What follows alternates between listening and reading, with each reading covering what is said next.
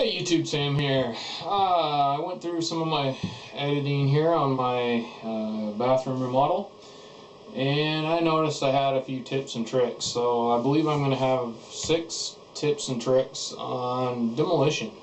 So stay tuned if you want to see some maybe what I consider a little bit easier and cleaner ways of doing things.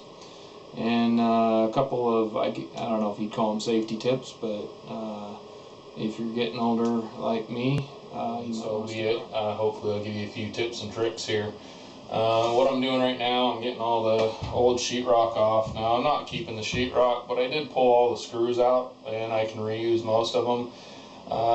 And I'm trying not to make a huge mess and tons of dust and break everything to smithereens. I'm not doing it the funnest way, but this is a fairly clean way of doing it, and actually I find it almost quicker to just slow down and take it piece by piece rather than just demolish everything and then have to clean a ton of stuff up.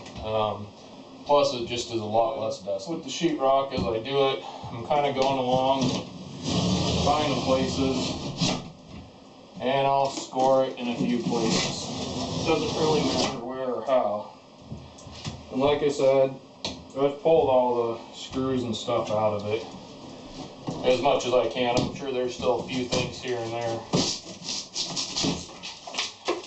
Where I scored it, yeah, there we go.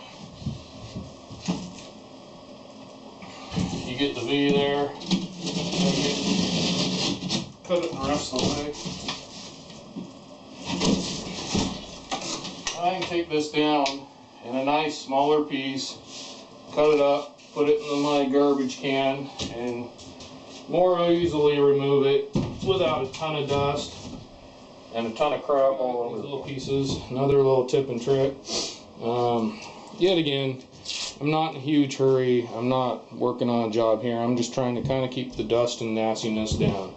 But a lot of people think with sheetrock you just got to really go after it. Really, you got a nice, good, sharp blade, and I've been using this blade for the whole time. You just need to give it a good score, you know, like that, and it'll cut. Take that, drop it in there.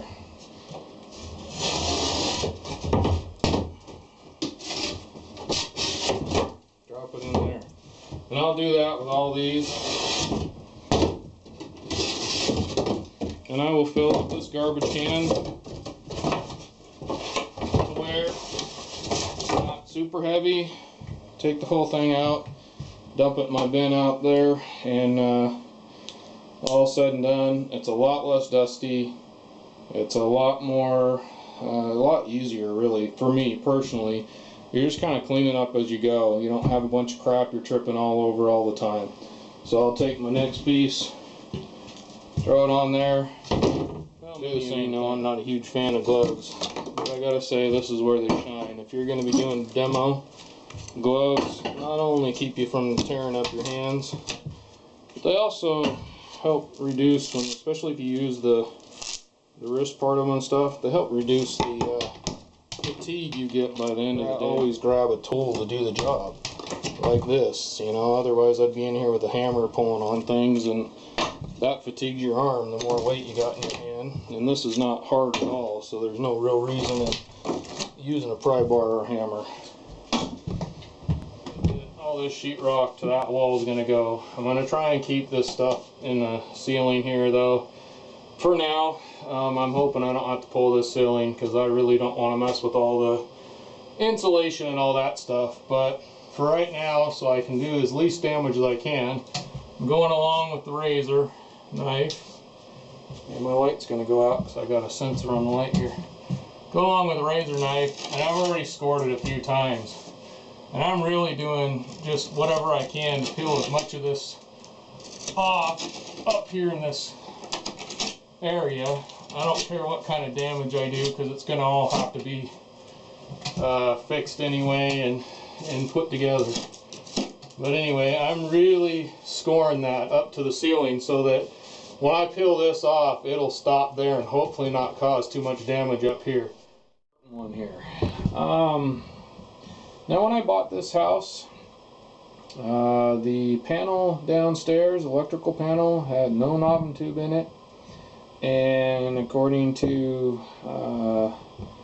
what they inspected, because they just looked in the panel basically, and from the wiring downstairs and all that, this house doesn't have knob and tube in it. Now, not long after I bought it, unfortunately, when I started doing a few upgrades here and there, I noticed when I put in a light, I went in to put a fan in my dining room area, and there was knob and tube up there. So we got a lot of knob and tube actually in this house. I believe pretty much the whole upstairs is that way, and even a little bit of downstairs was that way. Now, I've gone through little by little, and I'm fixing it, so don't worry, I'm not going to leave it like this. But you're kind of a douche if you sell a house and you splice in knob and tube to newer wire into the box and make it seem like it's a-okay.